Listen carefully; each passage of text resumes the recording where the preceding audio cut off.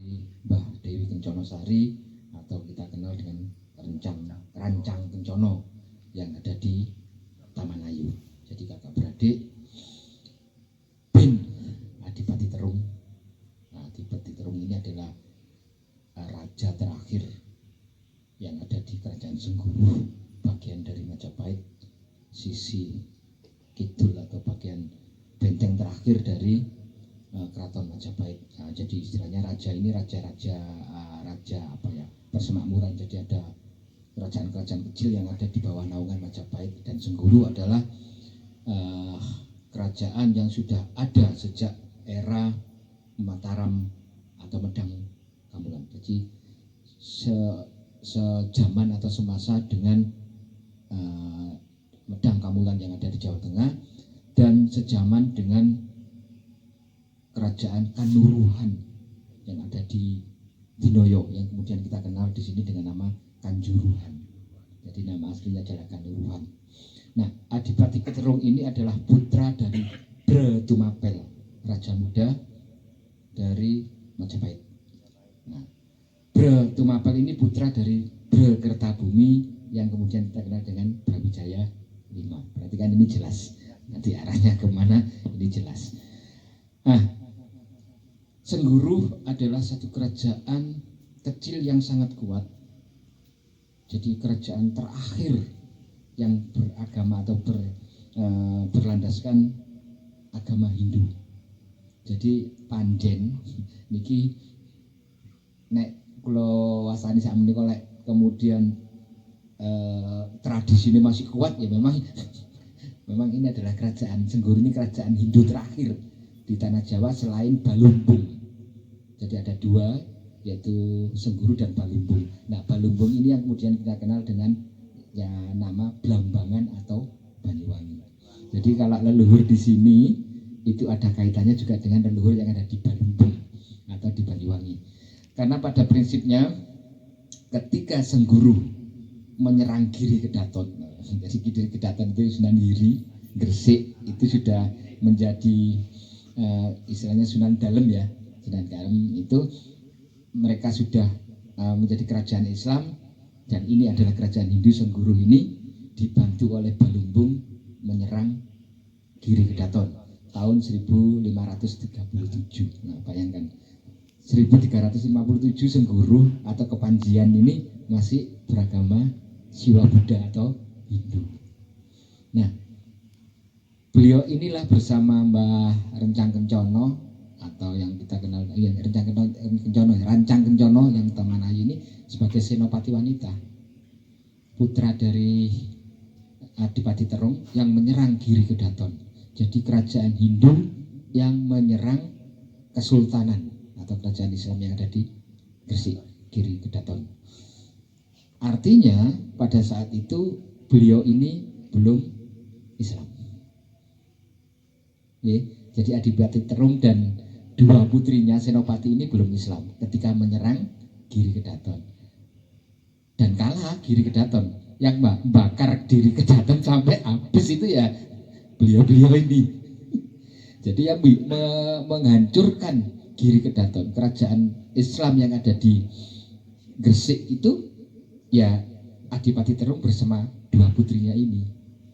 Jadi kalau di beberapa catatan itu disebutkan bahwasanya Sengguru meluluh lantakkan Giri Kedaton, sehingga setelah luluh lantak itu harus dibangun kembali. Tapi ada hikmah di balik itu. Setelah melakukan penyerangan dan bertemu dengan Sunan Giri atau putra Sunan Giri ke Giri itu, beliau ini malah bersyahadat. Ya, masuk Islam. Jadi setelah menang perang malah bukan menguasai Giri Kedaton, tapi justru ketika Adipati Terung kalah di dalam bicara tentang spiritualnya, jadi diskusi atau istilahnya debat yang kemudian digambarkan di beberapa catatan yang memang ya itu kan sanepan ya sebetulnya. Ketika Adipati Terung ini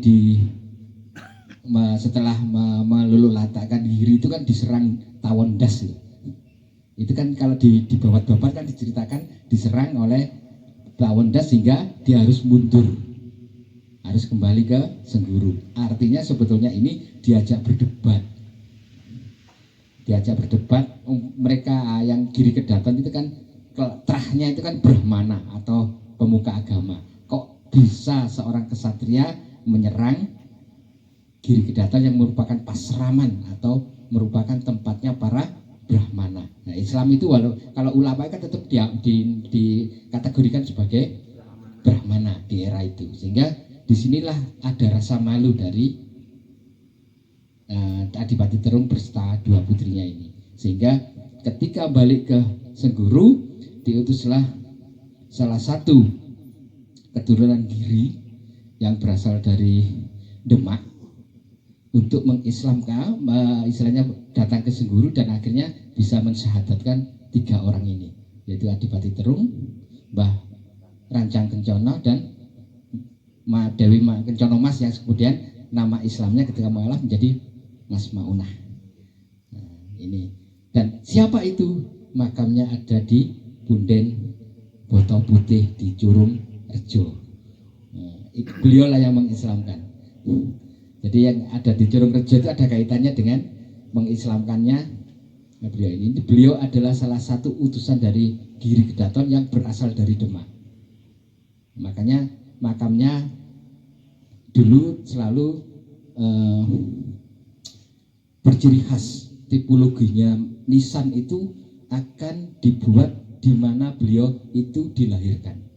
Nah, kalau namanya Botoh Putih itu kan identik dengan Giri ya, maisan Giri itu disebut dengan Botoh Putih. Jadi ada tipologinya tersendiri. Nah, dari perjalanan itulah kemudian beliau ini ada hal yang agak sedikit di catatan lontar kemarin yang saya baca. Saya diutus Pak Kades ini sampai ke Bali, Pak. Jadi saya mencari datanya beliau itu sampai ke Bali, kok nyebrang ke Bali sampai 3 kali penyeberangan baru mendapatkan catatan beliau ini. Tuh saya lakukan, dan saya bersama istri ngapunten, saya ke Bali sampai ke sana itu pakai motor, Pak. Pakai motor. Duduk perkara gak iso numpak pesawat iki. Soalnya perintahnya kudu numpak turonggo ya, zaman sakmene numpak jaran apa ya. Sepeda motoran saya bersama istri sampai ke Bali untuk mencari datanya beliau. Nah, catatan-catatan tentang beliau cukup banyak kalau di Adipati Terung atau Sengguru itu banyak. Di salah satunya adalah yang paling jelas itu ada di Prasasti Menak Waruju. Nah, itu namanya Prasasti Menak Waruju. Nah, setelah beliau Islam inilah ada hal yang tragis. Di dalam catatan itu suaminya Mbah Rencang Kencono atau Kencono Sari dan Mbah Mas Unah ini tidak mau masuk Islam, sehingga beliau meninggalkan istrinya untuk menuju ke Bali. Jadi ditinggal ambil bojone. Itu di dalam catatannya seperti itu. Jalurnya adalah bukan lewat sini Pasuruan Probolinggo mboten, tapi lewat niki Piket Nul Lumajang menuju ke Bali. Makanya apakah punya anak turun? Punya. Tapi suaminya tidak di sini karena tidak diketahui lagi, karena Majapahit runtuh dan suami 2 atau dua menantu Adipati Terung ini tidak mau bersyahadat, lebih memilih untuk pulang atau istilahnya berkumpul dengan saudara-saudaranya yang menuju ke Bali. Jadi suaminya di sana tidak tercatat ada di mana, tapi catatan beliau masih ada. Nah, siapa anak turun nih? Ya yang mesti saya katakan, siapa di sini anak turun beliau? Ya sing iling sama beliau. Lek gak iling itu berarti itu anak turun nih. Gampang banget kalau ini tadi. Siapa yang ingat beliau? Warga masyarakat sing gelem ngopeni, nguri-nguri leluhur dini, ini berarti anak turunnya. Karena apa? DNA tidak akan pernah bohong, naluri tidak akan pernah bohong. Jadi secara naluri pastilah masyarakat yang anak turun beliau pasti akan tetap ngopeni ya, secara umum. Nah, ini yang perlu kita pahami bersama. Dan di catatan itu beliau tidak bahasanya kalau di sana tidak dicatat dalam kalender Masehi dalam arti bulan ya. Jadi beliau wafat itu harinya Jumalegi, bulannya Ba'dul Mulud, tahunnya 1567. Nah, sehingga kalau nanti ini Khol, berarti Khol yang ke-457 tahun wafatnya beliau. Nah, ini yang perlu disampaikan nanti biar masyarakat tahu, walaupun karena bukunya masih dalam proses ini. Garap 8 buku ini atau mumet gitu. Buku sejarah desa-desa ini masih punya tanggungan 8 saya. 9 desa yang belum saya selesaikan. Jadi masih dalam taraf kerangka dan sudah ada catatan-catatan pentingnya. Sehingga nanti ada hal yang perlu saya sampaikan kepada panjenengan, ojo kaget kalau nanti permintaan beliau atau glamor loh ya. Mas Una ini beliau ini glamor loh ya. Nek gaya acara lek ecek-ecek ya ojo lah. Saya sarankan itu. Artinya glamor itu ya kelihatan wah gitu loh. Enggak sekedar ngumpul wis begini tok nengok. Ya enggak. Kalau memang enggak bikin acara ya lebih baik begitu. Tapi kalau sudah diniati harus tampak. Karena beliau ini karakternya adalah karakter yang glamor. Beda dengan Mbah Rencang Kencono yang lebih sederhana. Nah, kenapa begitu? Ngapunten nggih Mbah nggih. Kalah ayu apa sih? Bahasane ngoten, lek kula guyonane ngoten. Kenapa kok beliau tampilnya lebih glamor?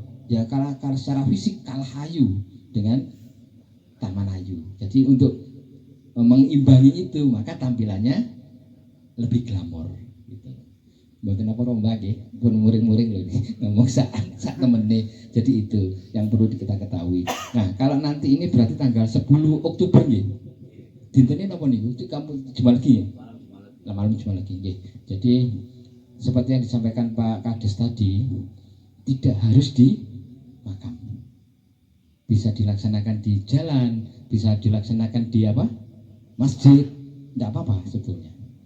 Tapi yang jelas harus tampak. Nah, apa kesukaan beliau? Orah oleh ninggal no janur kuning. Kenapa? Itu bagian dari filosofinya apa? Mas-masane beliau. Jadi janur kuning itu harus marah. Jadi untuk mensiasati kegiatan itu, janur kuningnya Pak sing diakehi Pak. Penjor-penjor apa itu kan, walaupun kegiatannya sementara sederhana kan ya, tapi penjor-penjor atau janur kuning itu diperbanyak. Untuk apa? Mensiasati keglamoran itu loh. Sing ketok wah ngeten lho. Nek janur-janur kathah ngoten kan ketoke iki tenanan ngoten. Walaupun pelaksanaannya lagi sederhana mawon.